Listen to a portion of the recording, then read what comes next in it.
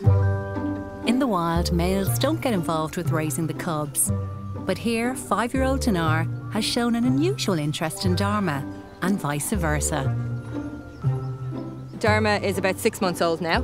She's grown up next to Dad, so he's very much aware of her being here. They have had a lot of mesh-to-mesh contact, and she seems to be quite a big daddy's girl. She does seem to enjoy being near him, and he'll come over to her, and they speak to each other.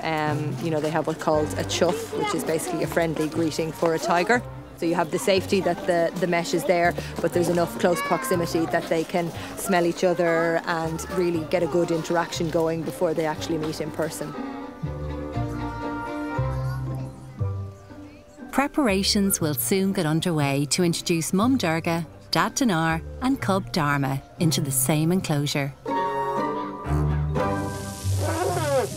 The herd is now made up of Ty's children and grandchildren. 2 of the youngest are Harry and Bala. There's only a couple of months between them age-wise, so they've kind of grown up together from day one. Bala has always been a bit bigger than Harry, which also works quite well because he wants to do all this rough play and push her around, which works quite well because she's got a little bit of extra weight on him. Ty had a new baby a few days ago called Nandita. So Harry and Bala are no longer the youngest. Harry is still making his mind up about the new addition.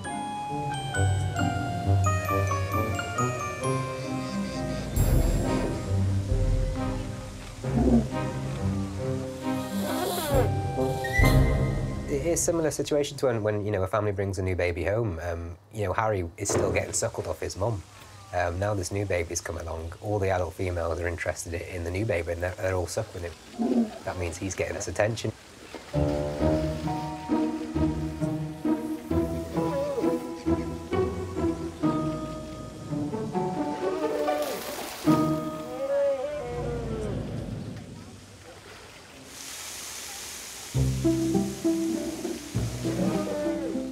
A new baby usually brings out the maternal instincts amongst the females in the herd, and they join together to look after it. But so far, the young female Bala hasn't seemed interested. She'll be glued to that calf within a couple of weeks, hopefully. But we have to watch that. We have to make sure that's going okay. The Highway family needs skilled mothers more than ever, as 2 of their young recently died from a virus. A major setback for the breeding programme. Our herd's under pressure. You know, we need to breed these elephants and to get a successful, sustainable population. Bala's the future of our breeding herd. Napo and Goshi have been cohabiting for the last 4 years. They are jaguars, although Goshi is sometimes known as the Black Panther. You'll often hear people say, oh, a panther.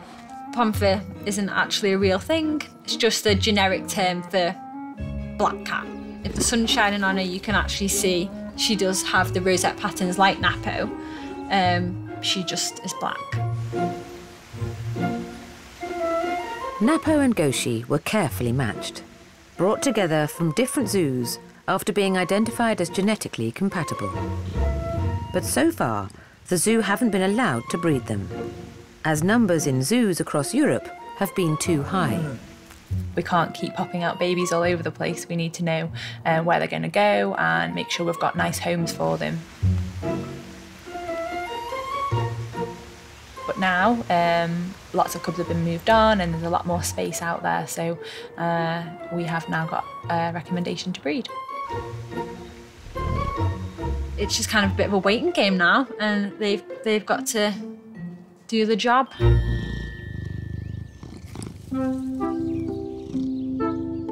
Before that can happen, keepers have to wait for Napo's contraceptive device to expire. That's been lowering his sperm production for the last 2 years.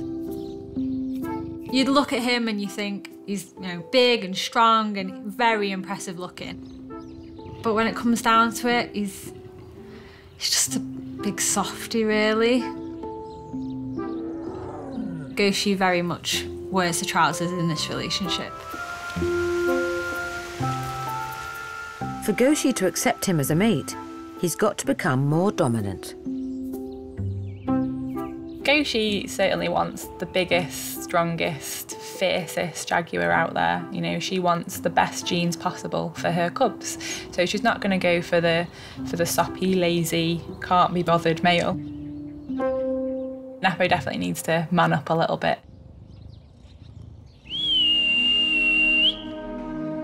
Coming in? Singer? Ah, yeah. You coming down, Sing? Singer? This time, keepers reintroduce Matra to the other cheetahs one at a time, starting with Singer. Right then, pull them two together and see what happens. Good lads. It's all right.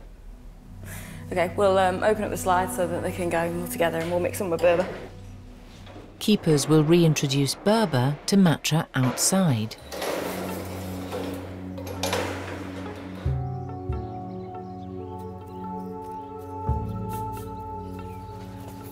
Oh, good lads. Good boy, Berb. Did you see when they first came out? Matra came out and Berber just came and started following him nose to butt.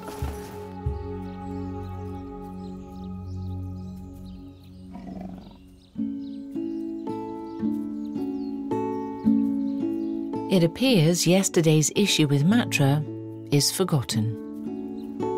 We left Matra with access to the little sand run, which is between the house and the paddock, and they could get right up to each other, nose to nose, smell each other, vocalise with each other. So they've probably all night been making friends again, and that's why the mix this morning has gone quite well.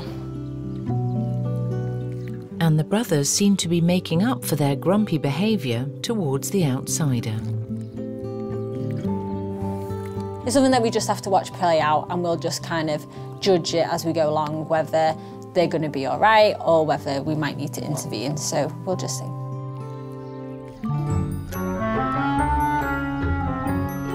But there's been a mixed reception to Tombol's newfound independence. Tombol has become obsessed with the gibbons.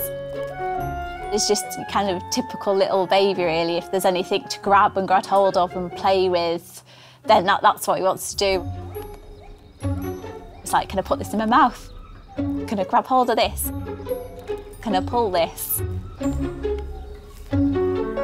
Despite his testing behaviour, Mum Gromit seems to be developing affection for little Tombol. I think Gromit, although, yeah, a completely different species, she just has this really strong maternal instinct.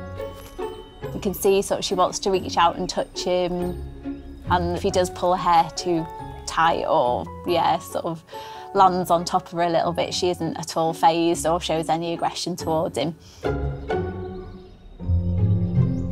But for 17-year-old son Alfie, in his physical prime, it's a different story. Alfie is this adult male gibbon who, yeah, is really strong, so he could be overly rough with Tombol. He has got that little bit more of an aggressive streak in him.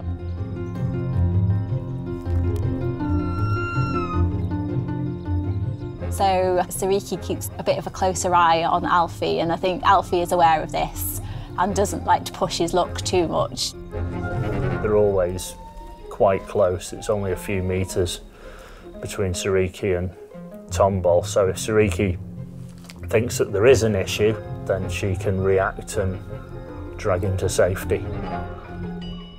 You have to keep a close eye on the relationship between Sariki, Tombol and the gibbons, just because obviously the gibbons are really strong. You just don't know if one of them's feeling a bit ill one day, if like someone's suddenly upset or someone's a bit angry, that personality could change. You just can't predict what they are going to do.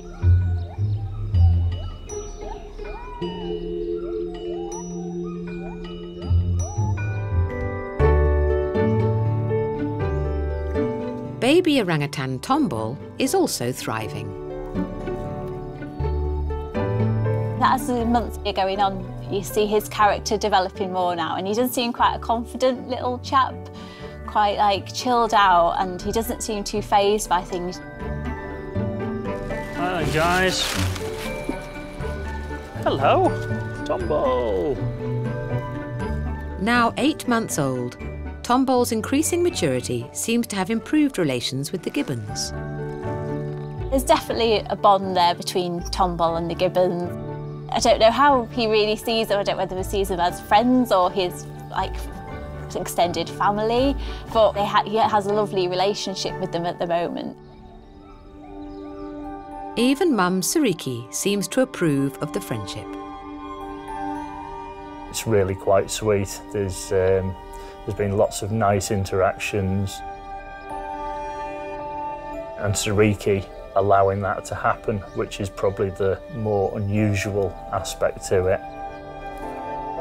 Sariki could have freaked out, but she hasn't done that. She's just been, okay, it's a gibbon.